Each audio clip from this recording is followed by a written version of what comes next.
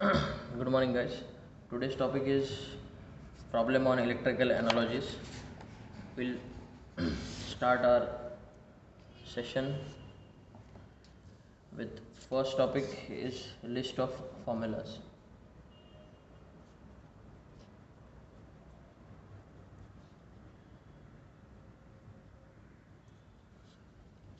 So previously we studied the Newton law of Fourier law of conduction. So Q is equal to Ka T1 minus T2 divide by x, और इसको ही हम लिख सकते हैं T1 minus T2 divide by x by k, where x divided by k is nothing but your conductive resistance, which is denoted by capital R.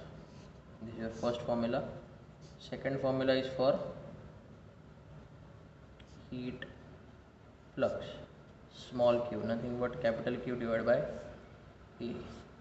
So क्या होगा, k T1 minus T2 divide by x, ये हो जाएगा आपका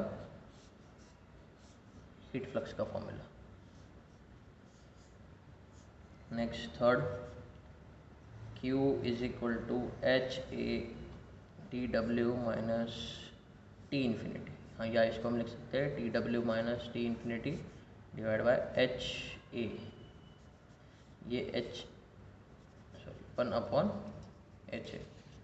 सो one upon H A is nothing but your convective resistance. Convective resistance हम इसको denote कर सकते हैं आर कन्वेक्टिव, और जो आर कंडक्टिव था हम उसको लिख सकते हैं R conductive. Okay. Next formula number 4. ये सारे फॉर्मूलाज आप साथ साथ में नोट करते जाइए, जिससे आपको इजी हो जाएगा समझने के लिए भी. सो नेक्स्ट है आपका radiation. Q is equal to a t raised to 4, where sigma is 5.67 multiplied by 10 raised to minus 8 watt per meter square Kelvin raised to 4. This is nothing but your Stephen Boltzmann constant. Stephen Boltzmann constant. Next, fifth formula, Q is equal to a T1 raised to 4 minus T2 raised to 4. अगर दो temperature difference दिया है तो ऐसा नहीं है T1 minus T4 raised to 4, नहीं, T1 raised to 4 minus T2 raised to 4. Next formula, अगर रेजिस्टेंस, हम नेक्स्ट फॉर्मूला देखेंगे सिक्स्थ. अगर रेजिस्टेंस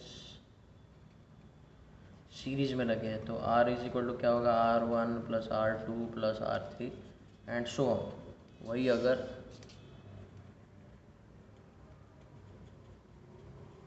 रेजिस्टेंस पैरेलल में लगे हुए हैं, रेजिस्टेंस अगर पैरेलल में लगे तो क्या होगा, 1 upon R equivalent is equal to 1 upon R1 plus 1 upon R2 plus 1 upon R3 and so on. Okay. So next formula,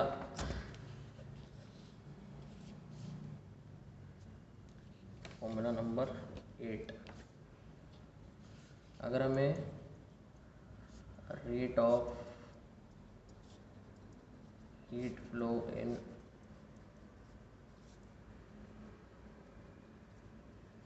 hollow cylinder of length L निकालना है तो होगा Q is equal to T I minus T O divide by ln R2 by R1 divide by 2πkl। ये formula दिमाग में fit कर लेने के। इसमें इसका जो रेजिस्टेंस है वो होगा ln R2/R1 divide by 2πkl।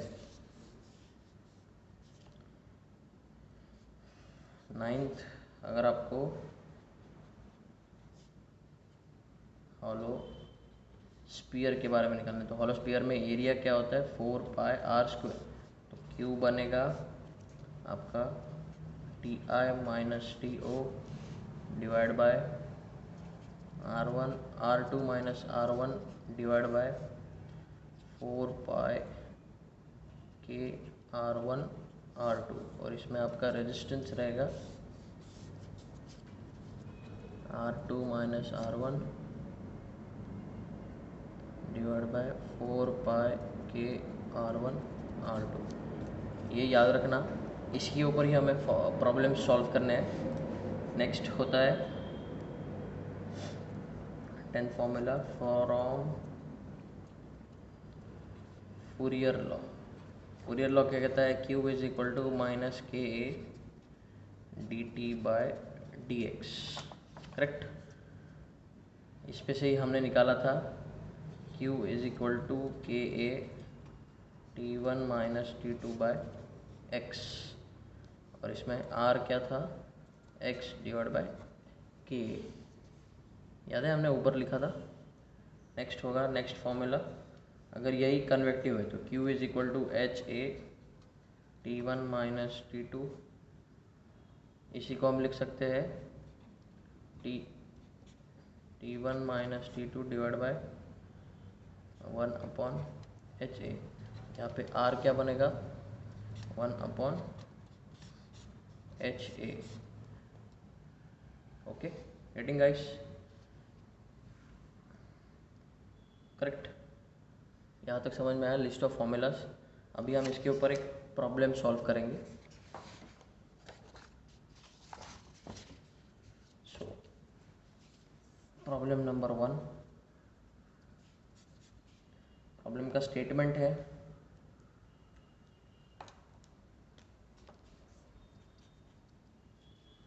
ये फॉन्ट दिखने का है ना।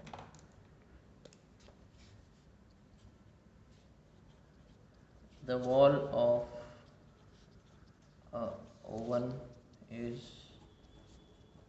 40 centimeter thick, having its thermal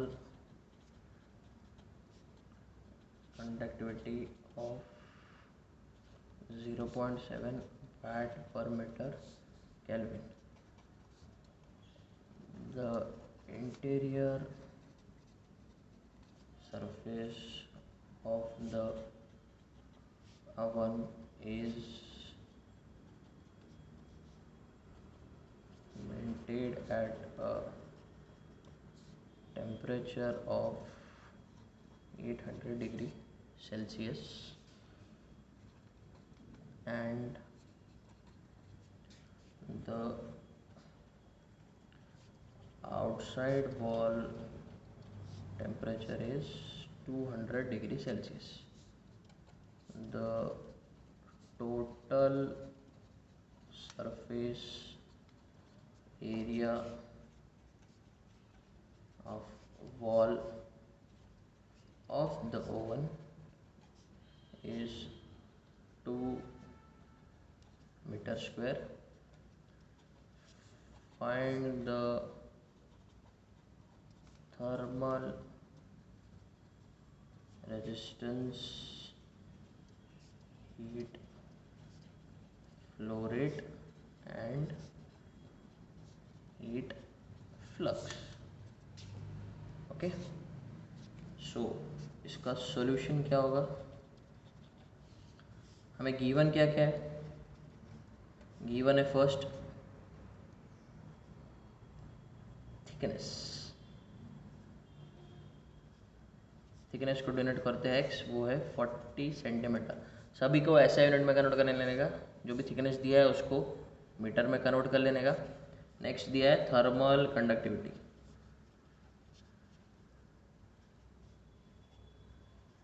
thermal conductivity के वो कितना दिया है 0.7 वाट पर मीटर केल्विन।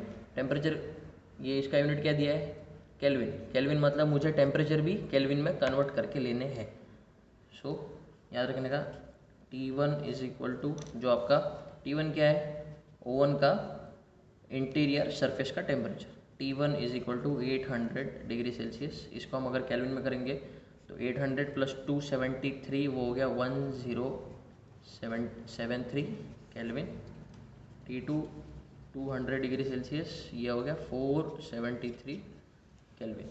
और एरिया कितना दिया है 2 मीटर स्क्वायर। फर्स्ट हमें क्या निकालना है थर्मल रेजिस्टेंस। थर्मल रेजिस्टेंस का फॉर्मूला क्या है, प्लेन वॉल है, प्लेन वॉल है उसके लिए thermal resistance X is equal to R is equal to X by KA। Getting, X कितना है 0.4, K कितना है 0.72। ये सॉल्व करो, जो भी कुछ आएगा वो आएगा आपका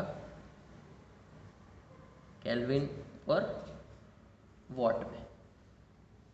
ओके, सो हम इसको सॉल्व करेंगे तो इसका आंसर आएगा 0.2857। नेक्स्ट हमें क्या निकालना है, नेक्स्ट क्या पूछा है आपको, heat flow rate. Heat flow rate पूछा है, Q निकालते हैं हम T1 minus T2 divide bye R तो हमारे पास है जो हमने फर्स्ट इसमें निकाला है R। T1 कितना है 1073 केल्विन माइनस T2 कितना है 473 डिवाइड बाय R। हम अगर इसको सॉल्व करेंगे तो R की वैल्यू कितनी है 0.2857।